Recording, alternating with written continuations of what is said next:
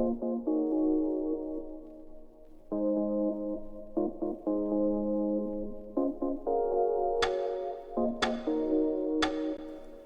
adik-adik, yuk kita belajar tentang mobilitas sosial.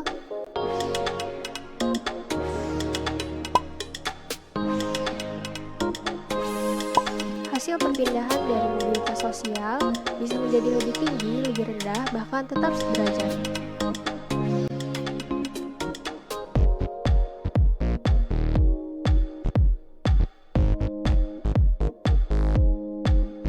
Mobilitas sosial dibagi menjadi dua bentuk, yaitu mobilitas horizontal dan juga mobilitas vertikal. Contoh dari mobilitas horizontal yaitu seorang dokter yang bekerja di salah satu rumah sakit A harus pindah tugas ke rumah sakit B. Pada kasus ini, dokter mengalami perpindahan tempat kerja namun tidak mengubah status sosialnya sebagai dokter. Selanjutnya, mobilitas vertikal dibagi menjadi dua, yaitu vertikal ke atas atau social climbing. Contohnya, seorang yang dulu pelajar kini sudah bekerja. Yang kedua, vertikal ke bawah atau social sinking, yaitu karyawan yang ketahuan korupsi dipecat dan dipenjarakan. Faktor-faktor mobilitas sosial.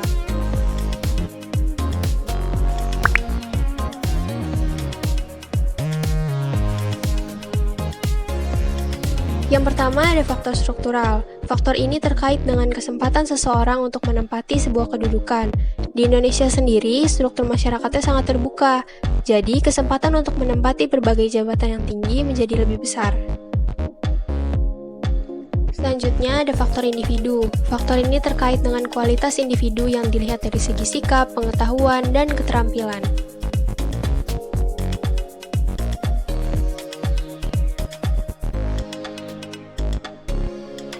Lalu ada faktor ekonomi. Jika situasi ekonomi dalam masyarakat cenderung baik, maka mobilitas sosial pun dapat terwujud. Namun sebaliknya, jika situasi ekonomi cenderung buruk, maka mobilitas sosial tidak akan bisa terjadi. Faktor politik. Faktor yang satu ini sangat bergantung pada situasi politik suatu negara.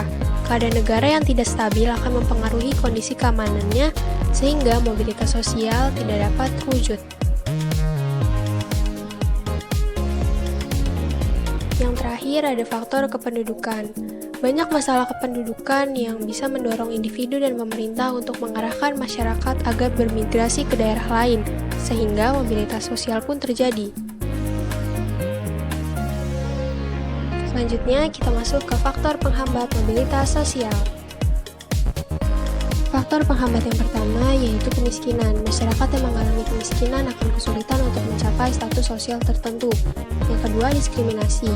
Perlakuan membedakan ini sangat menghambat mobilitas sosial. Yang ketiga, faktor gender, yang mana membeda-bedakan jenis kelamin antara laki-laki dan perempuan.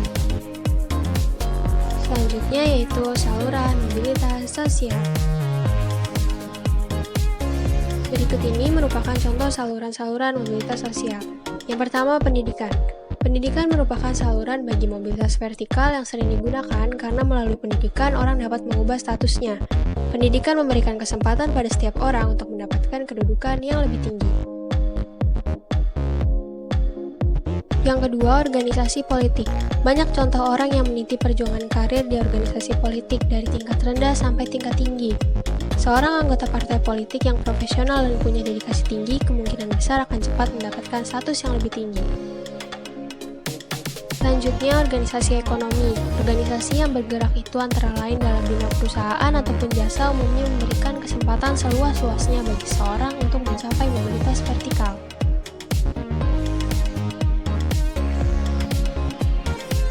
Yang terakhir ada organisasi profesi. Organisasi profesi dapat menjadi sarana saluran mobilitas vertikal karena organisasi profesi merupakan himpunan orang-orang yang memiliki profesi yang sama sehingga mereka akan lebih kompak dan kuat memperjuangkan profesinya.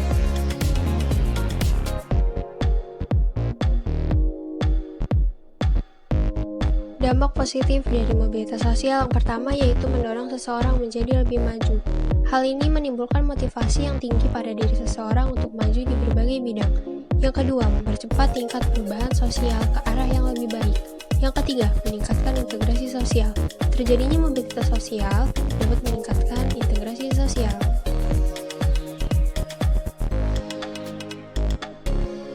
Selain dampak positif, berikut merupakan dampak negatif terjadinya mobilitas sosial. Yang pertama, terjadinya konflik. Yang kedua, gangguan psikologis. Dan yang terakhir, berkurangnya solidaritas kelompok.